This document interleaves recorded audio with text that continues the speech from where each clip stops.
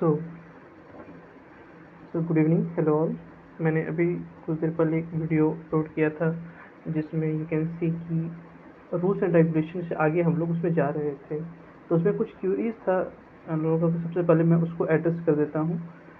तो उसमें सबसे पहले क्यूरी लोगों का ये था कि क्या इसमें मेरा शो नहीं कर रहा है तो क्या मेरा एडमिशन नहीं होगा। तो देखिए, ये बस एक फॉर्मेट है, ये सबका आएगा। जिसका एडमिशन, सपोज किसी पर्सन एक्स का एडमिशन कभी नहीं होता, ये उसका भी दिख रहा होगा। अब इस फॉर्मेट में धीरे धीरे टाइम के साथ ये हम लोग देखेंगे कि कब होगा ये। टाइम के साथ धीरे धीरे first counselling, second cut off वगैरह वगैरह करके वो धीरे धीरे उसमें अपलोड होते चला जाएगा आपका होगा तो। और मान लीजिए सपोज कीजिए कि फर्स्ट कट ऑफ में आपका नहीं होता है, तब भी वो आपका जो पोर्टल है वो वैसा ही रहेगा, उसमें कोई चेंज नहीं होगा। और लेटर सपोज सेकंड में अगर आपका नाम आ जाता है तो वो सेकंड में अपडेट हो जाएगा। तो अगर वो आपका खाली दिख रहा है इसका मतलब ये नहीं है कि आपका नहीं होगा, या अगर ये आपका वो दिखने लगे तो मतलब ये नहीं है कि आपका फर्स्ट में आ जाएगा। ये एक फॉर्मेट है जो सबको दिखेगा। So now coming to this. अच्छा, एक और क्यूरी था जिसमें कह रहे थे कि CUET स्कोर कार्ड उन्होंने अपलोड नहीं किया था। तो आप लोग सबको पता ही होगा कि इसकी ज़रूरत नहीं है। CUET will send BHU the score card. Now ये क्या है, ये PDF क्या है। तो PHU का साइट अगर खुलेगा तो ये अभी भी अपलोड किया गया है। ये बेसिकली स्टेप्स है जो कि आपको प्रोसेस करने हैं और टेंटेटिव डेट्स हैं रिजल्ट के, मतलब अपलोड होने के। तो सबसे पहले जो टेंटेटिव डेट्स हैं, टेंटेटिव मतलब जो फिक्स नहीं है, होपफुली इस डेट में अपलोड होगा। तो सबसे पहले तो इसमें आप देख रहे हैं कि इसमें आज के डेट है ही नहीं इसका। तो आज कोई भी 2 अगस्त, आज 2 अगस्त 2023 से इसमें कोई भी किसी का भी अपलोड आज नहीं होगा। तो that is the first clear. Now अब आता है 3/8/2023। तो 3/8/2023 को राउंड 1 सबसे पहले PWD वालों के लिए होगा। उनके लिए राउंड 1 3 तारीख को और एक दिन का उनको टाइम मिलेगा, और राउंड 2 उनका 4 तारीख को हो जाएगा। फिर स्टार्ट होगा रेगुलर वालों का। रेगुलर में सभी आ जाएंगे आपके, EWS हो गए, जनरल हो गए, अनरिजर्व हो गए, ST SC OBC सभी आ जाएंगे। उनका पहला कट ऑफ आएगा 5 तारीख को। फिर एज ए टोल्ड आपको 2 दिन का समय मिलेगा। फिर आपको सेकंड कट ऑफ 7 तारीख को आएगा, 7 अगस्त को। थर्ड कट ऑफ आएगा आपका 9 अगस्त को, यहाँ भी 2 दिन का गैप दिया गया है। फोर्थ कट ऑफ आपका 10 को आएगा, अगेन एक दिन का गैप। और 11, 12, 13, 14 फिर यहाँ पे एक एक दिन का गैप मिलेगा। तो माइंड इट कि आप बिल्कुल चेक करते रहें। अगर आपका ये डेट आप दिख रहा है, ये टेंटेटिव डेट है, इसको फॉलोइंग किया जाए ये ज़रूरी नहीं है, बट होपफुली इसको फॉलो किया जाएगा। सो नाउ तो रेगुलर का पहला कट ऑफ 5 को आएगा। सो जिनका भी रेगुलर है, जिनका भी PWD नहीं है, वो 5 से ही देखना स्टार्ट करें।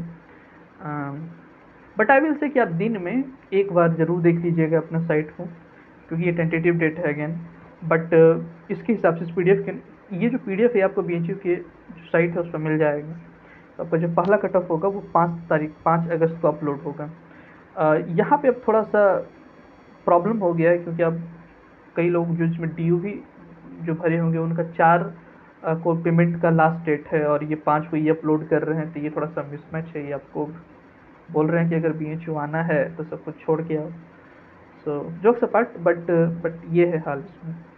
और उसके बाद रेगुलर के बाद इसमें वैकेंसी जो 16 मतलब 14 तक, यहाँ पर 14 अगस्त तक ये total 8th round of cut off, ये काफ़ी ज़्यादा। 8th राउंड मतलब ये सब एफिलिएटेड कॉलेज वगैरह भी इसमें काउंट हो जाएंगे 8 राउंड में। तो 8th राउंड तक आपका चलेगा। उसके बाद फिर ये मॉप अप राउंड स्टार्ट होगा। मॉप अप राउंड क्या होता है ये हम बात करेंगे इसमें। जिन्होंने JEE अगर दिया होगा उन्हें पता होगा कि इसे वहाँ पे इसे छोड़िए, हटाइए। मॉप अप राउंड क्या होता है इसके बारे में हम बात करेंगे। मॉप अप राउंड के लिए रजिस्ट्रेशन जो खुलेगा वो 16 से 18 के बीच में खुलेगा। इसमें एक नया चेंज मॉप अप राउंड में इस बार ये है कि इस बार आपको बट यू से पैसा देना होगा मॉप अप राउंड में। मॉप अप राउंड एक्चुअली निकाला इस तरह जाता है कि इसमें भी अगर किसी का अगर एडमिशन नहीं हो जाएगा तो उस समय ये खोला जाएगा उनके लिए। I will talk about this. Mop up round का 2 राउंड होगा, 19 और 20, मतलब 20 तारीख तक टोटल यहाँ पे ख़त्म हो जाएगा आपका। अगेन ये लिखा हुआ है कि these are tentative schedule, this में change as per the nature. So फिलहाल आपको ये ध्यान देना है कि आपका फर्स्ट कट ऑफ 5 तारीख को आएगा और सेकंड 7 तारीख को।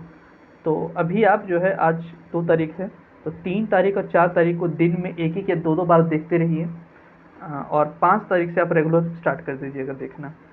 नाउ फिर इसमें है कि brief description of the admission process. All the process of the admission will be held in the online mode only.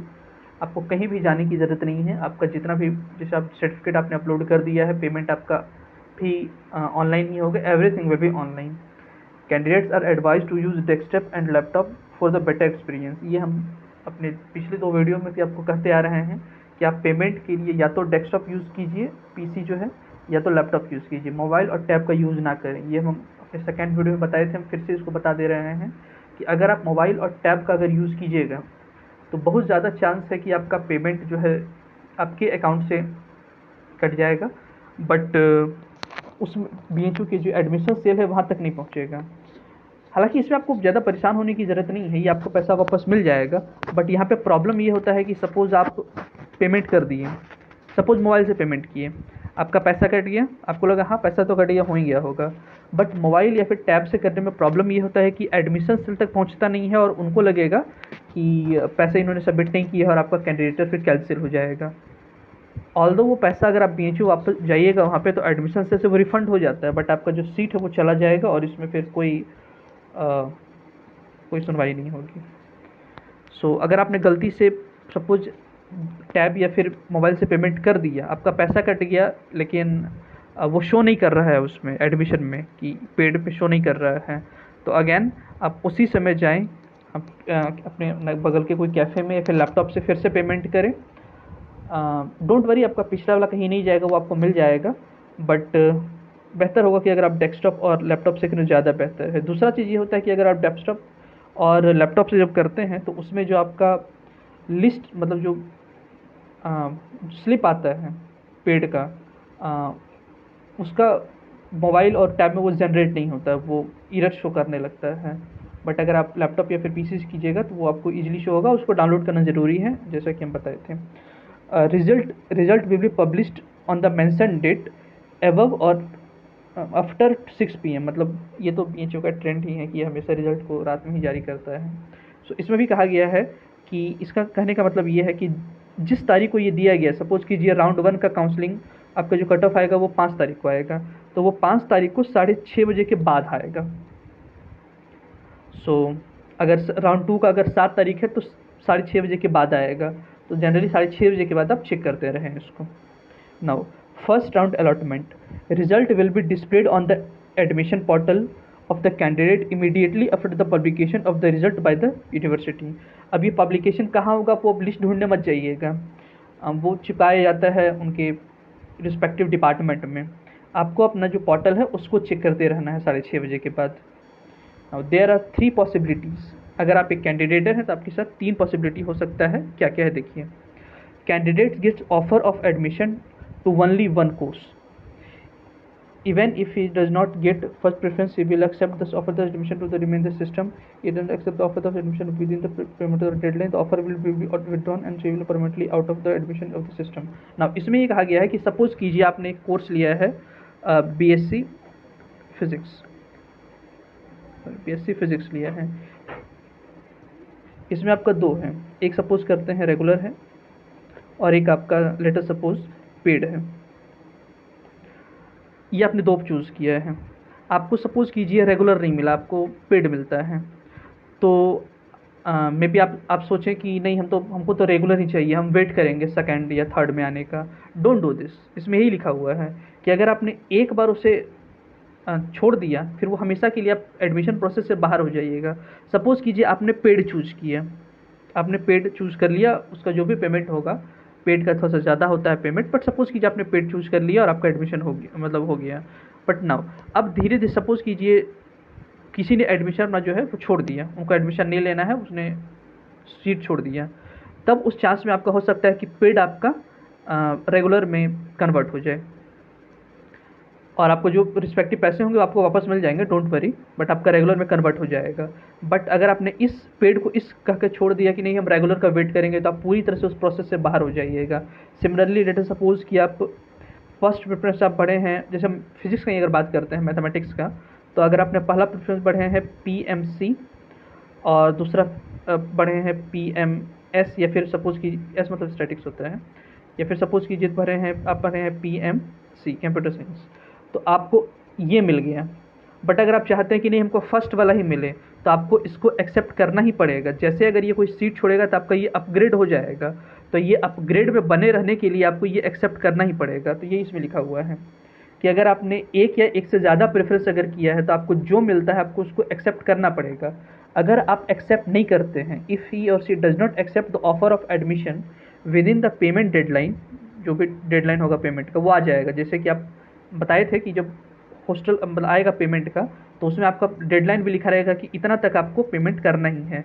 तो वो डेडलाइन तक अगर आप नहीं करते हैं तो आपका जो एडमिशन है वो ले लिया जाएगा और आप परमानेंटली बाहर हो जाएंगे एडमिशन प्रोसेस से। ध्यान रहे, अगर आप चाहते हैं सपोज कीजिए आपका PMC मिल गया है, यहाँ पे कंप्यूटर साइंस है ये वाला और ये केमिस्ट्री है, सपोज कीजिए ये आपका फर्स्ट प्रेफरेंस है, बट अगर आपको मिला है ये वाला, हालांकि कंप्यूटर साइंस को लोग फर्स्ट प्रेफरेंस चूज़ करते हैं, but let us suppose hypothetical case, तो अगर आपको ये मिला है तो आपको ये एक्सेप्ट करना पड़ेगा। अगर आप ये वेट कर रहे हैं कि नहीं हमको दूसरा में भी ये मिल जाए, तो आपको वो हमेशा के लिए कैंसिल हो जाएगा। आपको ये एक्सेप्ट करना पड़ेगा और फिर ये अपग्रेड होकर के ये इसमें चला जाएगा, अगर आपका किस्मत ठीक रहा तो। बट आपको ये एक्सेप्ट करना पड़ेगा। तो ये आपका पहला केस था। दूसरा case, candidates getting the offer of admission for more than one courses. Okay, a candidate who has applied for more than one courses if found eligible and merit list can go for one offer. The offer will be different faculties.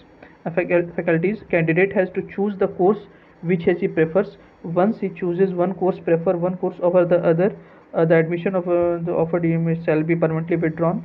Given opportunity to sit back. इसमें कहा गया है कि अगर suppose कीजिए आपने एक से ज़्यादा कोर्स के लिए अप्लाई किया है, लेट अस सपोज, या फिर सब एक कॉमन एग्जांपल लेते हैं, अगर आपका PCMB है तो आपने मैथमेटिक्स भी कर लिया और बायोलॉजी भी कर लिया उस केस में। तो अगर आप मैथमेटिक्स चूज़ करते हैं तो आपका बायोलॉजी अपने आप स्क्रैप हो जाएगा। ये ऑब्वियस सी बात है, आप एक साथ दो चीज़ थोड़ी पढ़िएगा। तो अगर आपने एक चीज़ ऑप्ट किया है तो आपका दूसरा ऑटोमेटिकली खत्म हो जाएगा, यही इसमें कहा गया है, और आपको फिर शिफ्ट करने का मौका नहीं मिलेगा। दिस इज ऑल्सो सपोज कीजिए आपने मैथ और बायो दोनों चूज़ कर लिया है, आपका सबसे पहले मैथ में आ गया लेकिन आपको बायो चूज़ करना था, तो आपको मैथ को आपको छोड़ देना पड़ेगा, वो छूट ही जाएगा। बट इस केस में आपको इतना कंफर्म होना पड़ेगा कि जो दूसरा है वो बेहतर रहे। इसमें एग्जांपल भी दिया हुआ है कि if a candidate gets offer of admission, okay, ये ये एक लंबा वीडियो होने का, तो इसको हम तो सभी एंड करते हैं। इसका जो सेकंड पार्ट है ये जस्ट 5-10 मिनट में अपलोड हो जाएगा। सो इसमें उम्मीद करते हैं कोई डाउट नहीं होगा। ये PDF आप BHU के जो साइट है उससे आप अपलोड कर सकते हैं। BHU के साइट जहाँ पर रजिस्ट्रेशन है उसके जस्ट नीचे ये लिंक ऑपरेट आया है, आप इसे अपलोड करें, इसे डाउनलोड करें, आप पढ़ें। अगर कोई डाउट होता है तो आप कमेंट सेक्शन में पूछें। Okay, have a good day, thank you. इसका सेकंड पार्ट अभी थोड़ी देर में हम अपलोड करते हैं। जय हिंद।